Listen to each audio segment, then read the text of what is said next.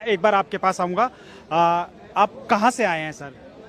Sir मेरा नाम मानव भारतीय है जी। और मैं बिहार से आया हूँ सिर्फ इस प्रोटेस्ट में अपने सामाजिक संस्था मानव मुक्ति मिशन की ओर से अपना समर्थन देने के लिए।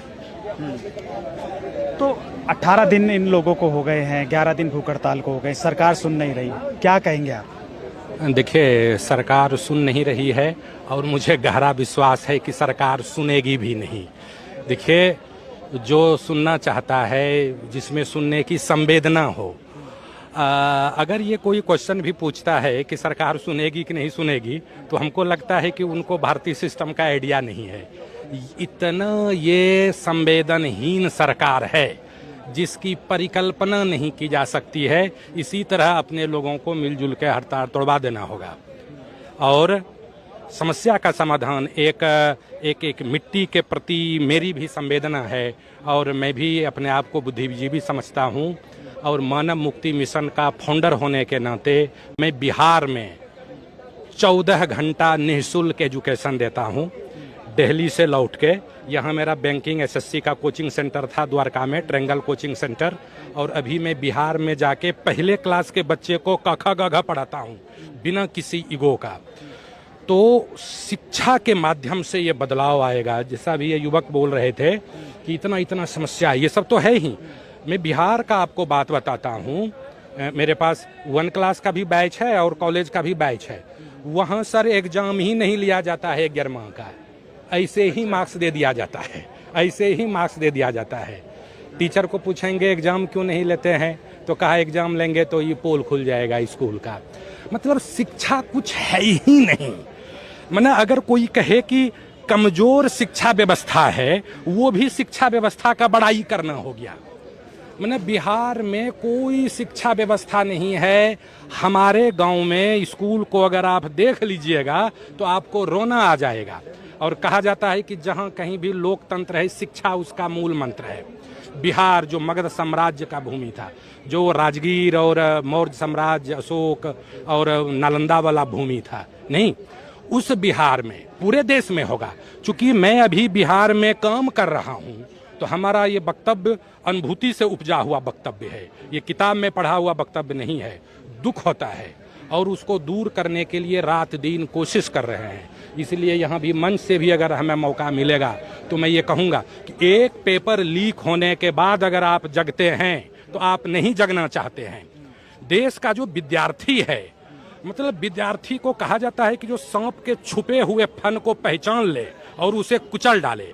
मतलब उसका दृष्टि इतना सूक्ष्म भेदनी, रहस्य भेदनी होना चाहिए। एक पेपर लीक होने के बाद आप जगेंगे, ये देश के विद्यार्थी का परम कर्तव्य है। अभी मैंने मंच पे कई वक्ता को कहते हुए सुना, मैंने भी मोदी को वोट दिया था 14 में। अरे उस समय आपको अकल क्यों नहीं आया? मोदी को आप 14 में वोट क्यों देना चाहते थे? आज जो पत्रकार कोसता है मोदी को, वो पत्रकार से भी हम कहना चाहते हैं कि आपको 14 में क्यों नहीं दिखा? ये मोदी और बीजेपी, ये आरएसएस का पैदाइश है और आरएसएस को अगर कोई समझ नहीं पाया तो वो इस देश के व्यवस्था को, इस देश के समस्या को नहीं समझ पा रहा है। और अभी जब तक ये प्रयास राजनीतिक नहीं होगा, अभी दीपके जी से पहला क्वेश्चन मैंने ही पूछा था, पॉलिटिकल प्रयास का मतलब सर ये नहीं होता है कि राजनीतिक दल बना लीजिए, आप वोटर को एजुकेट कीजिए, आप प्रेशर ग्रुप बनाइए, आप गलत पार्टी का विरोध कीजिए खुल के कि ये अभियान राजनीतिक है। कहता है कि राजनीति करते हैं। अरे 15 अगस्त को जब देश आजाद हुआ था तो वो एक राजनीति ही तो थी। अगर राजनीति नहीं किया जाएगा तो देश के समस्या का निदान किसी सामाजिक संगठन के बस की बात नहीं है। तो हमारा यहाँ पहला डिमांड है आपके माध्यम से, बी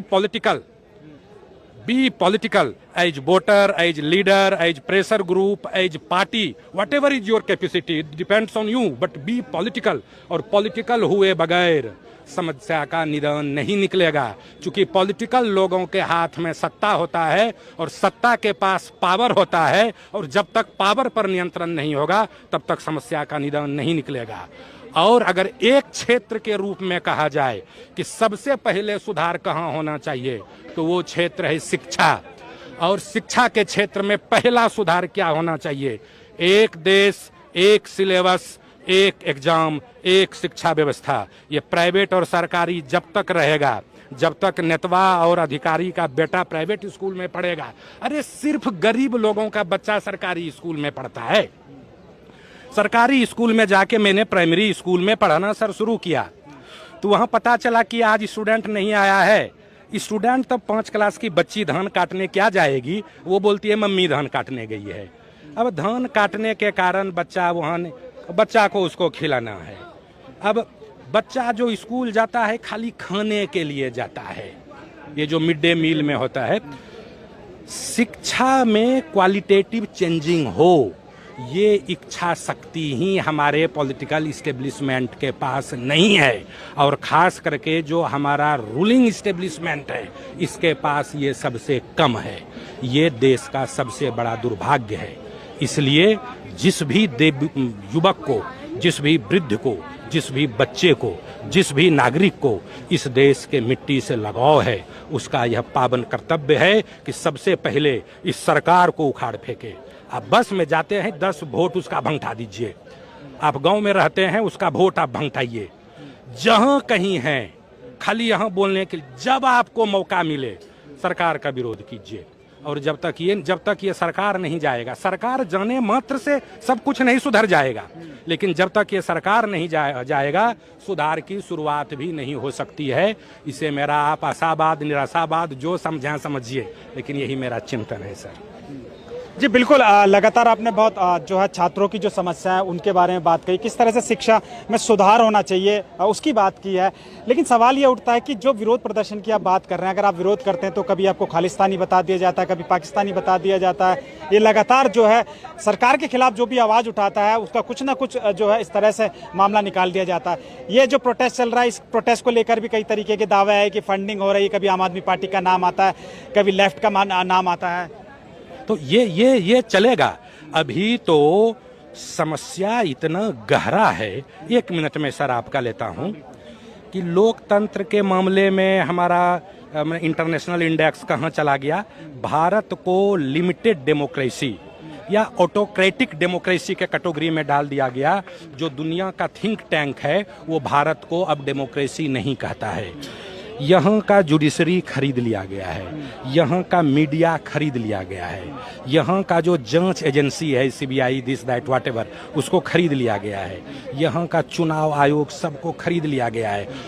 सरकार को कोई डर नहीं है कि हम ये भला बुरा काम करेंगे, तो भी उसको लगता है धर्म के नशे में जो डूबा हुआ लोग है, और डूबा हुआ युवक, और डूबा हुआ विद्यार्थी। समस्या सर ये है कि विद्यार्थी का माइंड सबसे ज्यादा कॉमनल है इस देश में। आज जब उसका पेपर लीक हो गया, आज जब उसके पेट पर लात पड़ गया है, तो वो विद्यार्थी जगा है।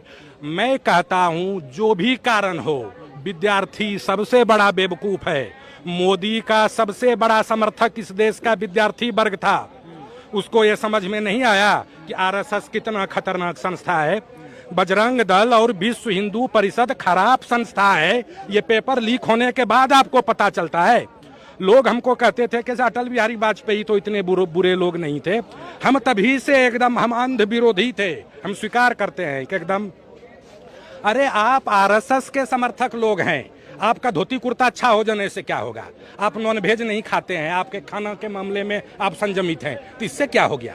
जब आप आरएसएस के विचारधारा को बढ़ावा दे रहे हैं, और आरएसएस को लोकतंत्र में यकीन नहीं है, आरएसएस को क्या बोलते हैं यहाँ जो अपना कम्युनल का जो विरोधी होता है, सेकुलर राष्ट्र में यकीन नहीं है, आरएसएस जाके चाइना से शिक्षा लेता है। अभी वो अतीत में हिटलर और मुसोलिनी से शिक्षा लेता था। आरएसएस कितना गंभीर संकट है, इस चीज को समझने और समझाने की जरूरत है। ये सब प्रयास सतही है और भारतीय आजादी को खतरा है। अभी मोदी को सामने बैठा के ट्रंप ने कहा है, he is the most beautiful face, his face is angelic but actually he is killer. अगले ही लाइन में कह दिया कि हिज फेस इज एंजेलिक, वो तो देवदूत की ऐसी है। बस मोदी हंसने लगे, बस अगला ही लाइन में कह दिया but actually he is killer and total killer. और पर्ची पढ़ के 1.5 मिनट के वक्तव्य में उन्होंने 6 बार कहा है your honesty, your highness, your majesty, जो टर्म जज और राजा के लिए कहा जाता है। इससे आप वाकिफ हैं कि नहीं? मोदी ने ट्रंप का गुलामी स्वीकार कर लिया है, ये कहते हुए मुझे कोई झिझक नहीं है। जो मीडियाकर्मी पुलिस अरेस्ट करना चाहे, मैंने इस चीज को हाईलाइट करे और अरेस्ट कर ले मुझे। भारत गुलाम नहीं हुआ है, लेकिन हमारा प्रधानमंत्री गुलाम हो चुका है। और इस एक मुद्दे पर देश में आंदोलन हो जाना चाहिए। और अगर देश आंदोलनमय नहीं हुआ है तो हमारा देश मर चुका है। अरे हमारा देश मर चुका है तो उसे मरा हुआ नहीं कहे तो कहेंगे कि आप गद्दार हैं। अब हमारे बाबूजी खराब हैं तो बाबूजी को मैं अच्छा बता के मैं परिवार भक्त थोड़े ही हो जाऊंगा। हमारे शरीर में रोग घुस गया है, मैं कहूं कि हमारा शरीर बहुत हेल्दी है तो मैं अपने शरीर का दुश्मन हूं। अगर हमारा शरीर रोगग्रस्त हो चुका है तो अपने शरीर को रोगी बताना ही इस शरीर का साथ देना है। हमारे प्रधानमंत्री गुलाम हो चुके हैं। जो कोई प्रयास उनको हटाने के लिए यहाँ चलेगा उनको गैर लोकतांत्रिक तरीके से कुचला जाएगा। और ये पाकिस्तान समर्थक है, इसका फंड यहाँ से होता है, ये वहाँ से होता है, ये सब पत्ता उत्ता है गाछ का। कहने का मतलब ये सरकार दमनकारी है। इनका जहाँ कहीं से विरोध उठेगा उसको गैर लोकतांत्रिक तरीके से कुचला जाएगा। और कुचले जाने के लिए हमें तैयार रहना चाहिए और हमें निर्भीक होना चाहिए। अगर हम डरेंगे तो हम विरोध नहीं कर पाएंगे। आज हम इतना बोले, हो सकता है कि हमको सर इसलिए छोड़ दिया जाएगा कि ये मेरा बात सरकार तक नहीं पहुंचा, ये इसी उसी जगह तक घूम घाम के रह गया। ये अगर सरकार तक पहुंच जाए और लगे कि इनके बात से 200-400 लोग प्रभावित हो रहा है तो वो मेरे घर पे हमको कंडम कर देगा। और इसके लिए हमें तैयार रहना चाहिए। मैंने अपना सारा जीवन मानवतावाद के लिए समर्पित किया है। मानव भारतीय मेरा नाम है, मानव, और टाइटिल है भारतीय। ये मानवतावाद ये हमारा युग धर्म है और ये भारत के अगुवाई में धरती पर मानवतावाद का स्थापना होना चाहिए। ये भारत का राष्ट्र धर्म है। मेरी कोई जाति नहीं है, मेरा कोई संप्रदाय नहीं है, मेरे पास कोई अकाउंट नहीं है। मैं अपने सहयोगियों के साथ मिलजुल के गाँव में खाता हूँ और 14 घंटा शिक्षा के लिए अपना जीवन दान दिया है। आप अगर इस अभियान में प्रचार प्रसार के माध्यम से ही अगर कुछ समर्थन दे पाते हैं तो आप सदैव यही आपका हमारे अभियान के प्रति और भारत के समस्या के समाधान के प्रति आपका सहयोग होगा। जी बिल्कुल, बहुत बहुत शुक्रिया आपका हमसे बात करने के लिए। तो आंचल, आपने सुना, मैंने लगातार आपको छात्रों की भी बात सुनाई और जो यहाँ और भी कई जो सोसाइटीज़ के जो लोग हैं वो यहाँ जो पहुँचे हैं उनकी बातें भी आपने सुनी। तो आप अंदाज़ा लगा सकते हैं कि ना सिर्फ